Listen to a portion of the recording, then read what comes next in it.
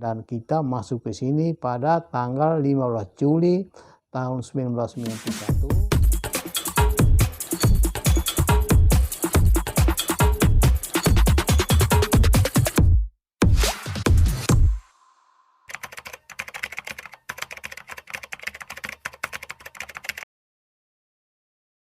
Berdirinya Seminar Tinggi Antardiocesan 1 PGRI ini memang mengalami satu perjalanan yang panjang. Beberapa kali sidang para uskup di Hokeng, di Wetabula, di Ritepiret. Lalu pada tahun 1988 pertemuan para provinsial se-Indonesia SPD. Kemudian para uskup se-Nusra. Itu pertemuan dilakukan di Ritepiret pada tahun 1988. Ya. Sejak waktu itu diputuskan untuk mendirikan Fakultas Filsafat garis miring Seminar Tinggi di Kupang. Lalu berdasarkan keputusan itu, Uskup Agung Kupang, Monsignor Gregorius Mantero, menyunati Duta Vatikan dan juga orang penting lainnya di Roma tentang rencana pendirian Seminar Tinggi ini di Kupang. Jawabannya positif bahwa Duta Besar untuk Indonesia dari Vatikan menyetujui untuk mendirikan Seminar Tinggi di Kupang. Ya, lalu urusan selanjutnya diserahkan kepada Uskup Agung Kupang, dan karena itu pada tahun 90 mulai didirikan tahun orientasi rohani di Atambua, Emmaus. Waktu itu di bawah pimpinan Roma Anseleu sebagai preses. Ya. Dan serentak itu Seminari Tinggi Santo Mikael ini dibangun. Sehingga tahun 1991 sekitar April beberapa gedung sudah selesai dikerjakan menanti para mahasiswa calon imam dari Atambua khususnya TOR. Tahun 91 mereka datang dan kita masuk ke sini pada tanggal 15 Juli tahun 1991 bersama dua suster, Anselma dan Putri Vicentin, kemudian saya dengan Romo Alo dan 15 frater dengan sejumlah karyawati. Kita masuk ke sini untuk pertama kalinya pada tanggal 15 Juli tahun 1991. Ya. Lalu 15 Juli 1991 dengan tujuan supaya kita mempersiapkan segalanya untuk peresmiannya pada tanggal 15 Agustus tahun 1991. Jadi resminya berdiri itu 15 Agustus tahun 1991. Ya.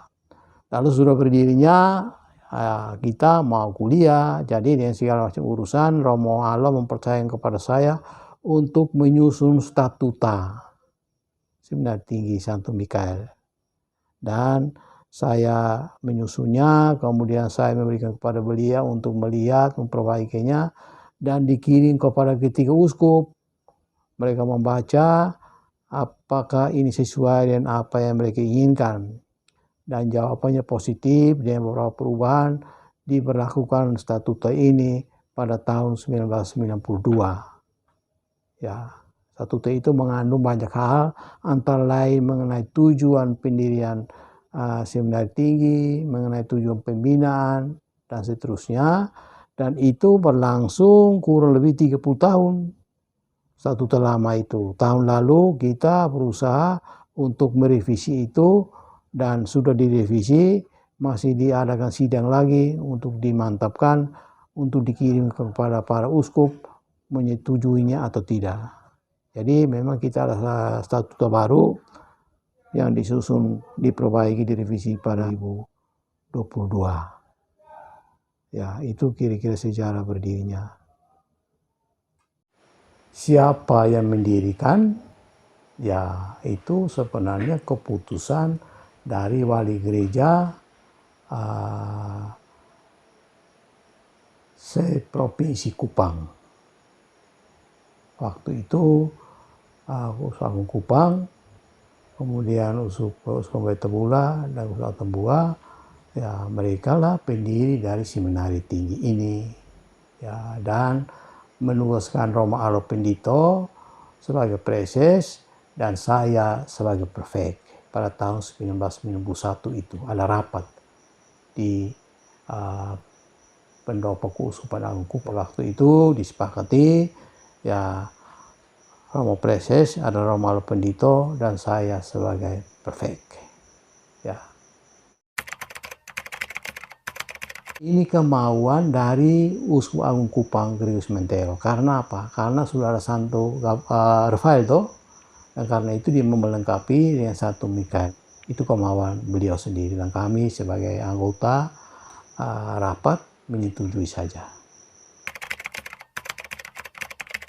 Kenapa dipilih ini? Karena memang kita Keuskupan Agung Kupang memiliki tanah 5 hektar. Seluruh tanah di sini baik SPD maupun UNIKE itu seluruhnya 40 hektar. SPD 15 hektar, UNIKA 20 hektar, dan keuskupan diberikan 5 hektar. Dan karena itu kita ke sini untuk mendirikan seminari tinggi Santo Mikael. Ya, itu alasannya. Dan frater-frater waktu itu 15 orang. Dan 15 orang itu ya 3 keuskupan jadi 555. Dan yang jadi itu 8 orang dari 15 orang yang masuk angkatan pertama.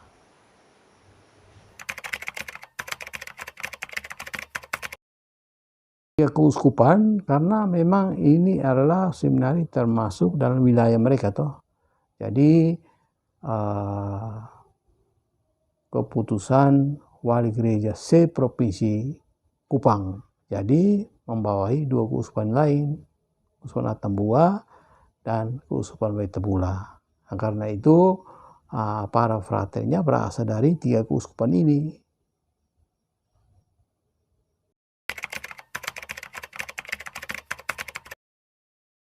Ya, untuk menginformasi itu, Roma Alo bilang kita mesti punya satu dasar.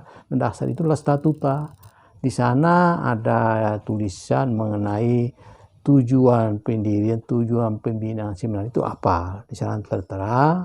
Lalu berdasarkan itu kita menyusun programnya yang kita kenal dengan buku kuning.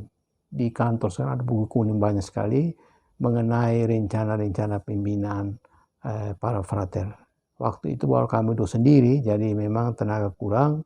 Kemudian 1-3 tahun lagi baru datang lagi Romo Anselio. Kami 3 dan kemudian bertambah lagi.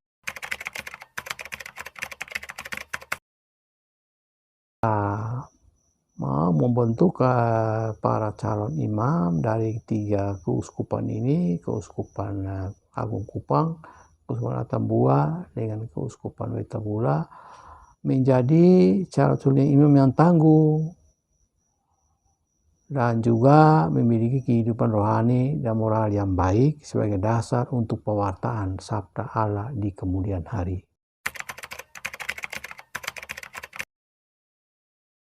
Duka-duka itu memang bergantung kepada keadaan ya. Jadi kalau awal-awalnya memang dukanya lebih banyak karena kita baru mulai.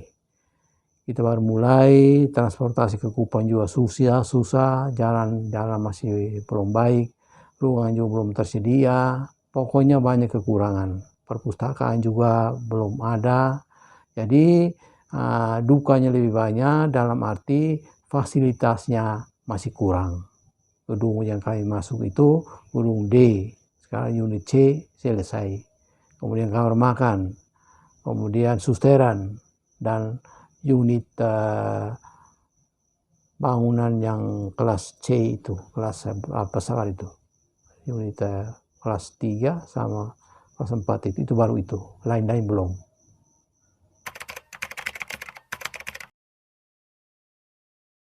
Ya, saya berharap supaya memang seminari tinggi ini menjadi dapur pagi pimpinan para calon imam ya.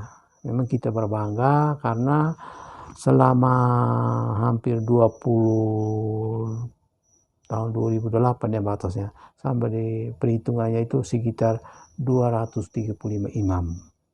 Ya, jadi memang satu kemajuan besar, kita tidak pernah mimpi, tapi berkat adanya Seminari Tinggi ini, ada banyak imam yang dihasilkan, dan kita berharap bahwa ke depan juga semakin imam yang berkualitas dihasilkan oleh Seminari Tinggi ini, sehingga mereka bisa mengabdi di ketiga keuskupan ini.